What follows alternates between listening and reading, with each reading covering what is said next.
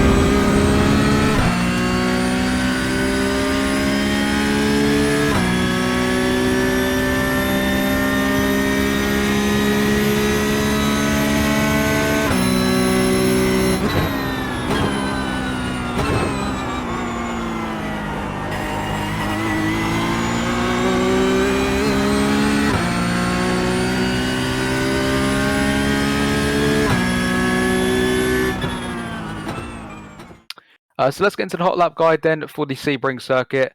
Obviously a notoriously bumpy circuit. You can see along the pit straight here, the cars are moving around quite a lot.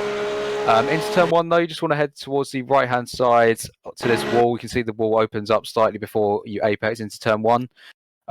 So make sure you get as wide as you can on the entry. Already starting to hit the brakes at this point here as well, just as we go underneath this bridge across the pit straight. So just after that, hit the brakes, start getting the car turned in. It's actually not a great corner for your reference points. It's quite hard to know when to turn in. But you just kind of want to start turning in. You see how the wall, can't really see it from this angle, the wall starts closing back in on you. You kind of want to turn in at that point, so that the widest part. So you want to start turning from there, and then you're just trailing the brake pedal all the way into the apex. And then once you get to the apex of the corner, the midway point, you want to get back on the power, full throttle, to get the best exit that you can while holding it in 4th gear for the apex. And let the car run out to the curb. Try not to touch the grass too much. And then into turn 2. Your braking reference for this one is really these 3 cones on the right hand side here. And you got this nice white line for reference as well. And then heavy on the brakes, about 80%, down to 2nd gear. Make sure we're not taking too much inside curb to unsettle the car, and then clip across the right one as well. I'm just going to show you what that corner looks like in Delta, so you can see it in a bit more detail. So this is what turn 2 looks like in the Delta app, guys. So as usual, you've got your Delta here, you've got your speed, throttle, brake, your steering inputs, gears, all that good stuff that you can compare using your own Delta app.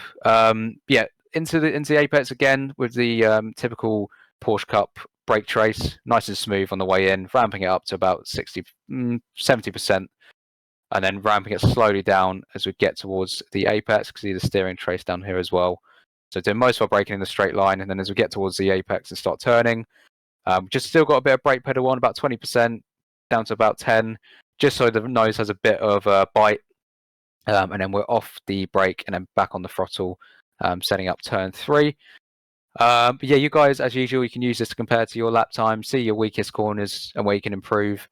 And then back on with the video, guys, into the left-hander here. You want to make sure you're not too far over to the right here, so you don't compromise too much entry speed. So we're in the middle of the circuit, in 3rd gear as we go into the corner, and then just holding 3rd gear all the way around, making sure we're not touching this curb. as it does unsettle the car slightly.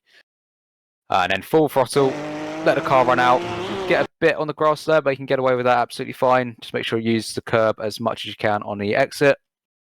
And then let the car run along this white line on the inside, the shortest run around the corner, and then into the hairpin underneath the bridge, and then braking just before we get to these 4 cones on the left hand side.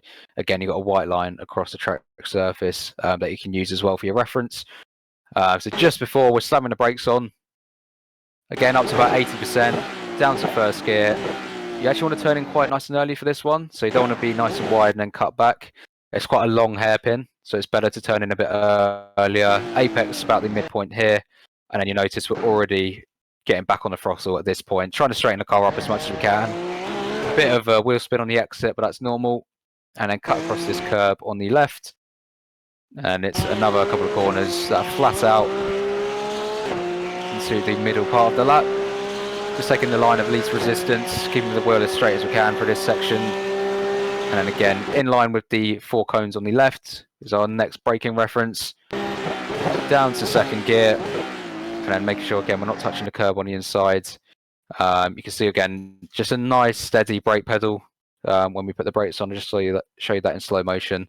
So just increasing the pressure slowly, gets to about 80%, and then we slowly start coming off quite heavily towards the apex. And then again on the throttle already at the apex here, just as early as you can. It tightens a bit on the exit, but you can still be flat out. Take a bit of the curb as well, just to shorten the run. And then let the car just run out here. And then you want to get it back to the left-hand side to straighten up the next braking zone.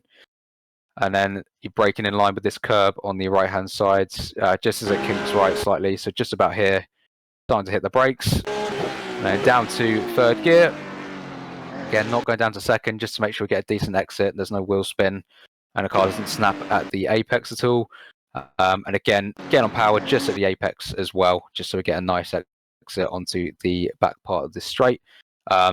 Again, not touching the inside curb too much. The curbs generally at Sebring are quite high, in the middle sector at least. So you don't really want to be touching them, just as they're going to unsettle the car slightly. But let the car run out again, use all of the exit curb, and then a nice bit of straight for us again. Just make sure we clip all the apexes here, again, keeping the wheel as straight as we can.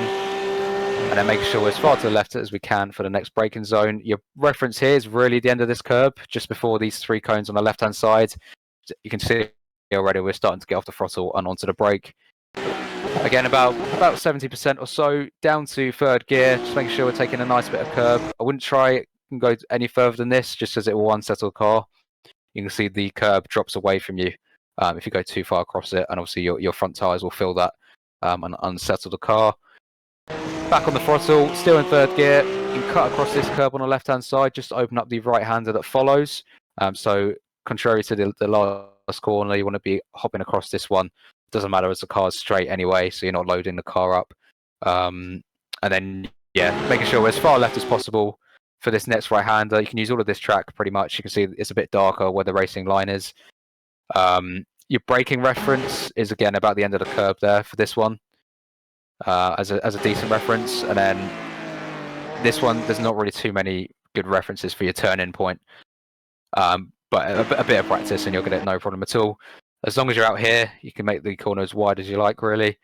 Again, still in third gear, and then on full throttle as early as we can. Again, not taking too much of the curb, just so we don't unsettle the car on the exit.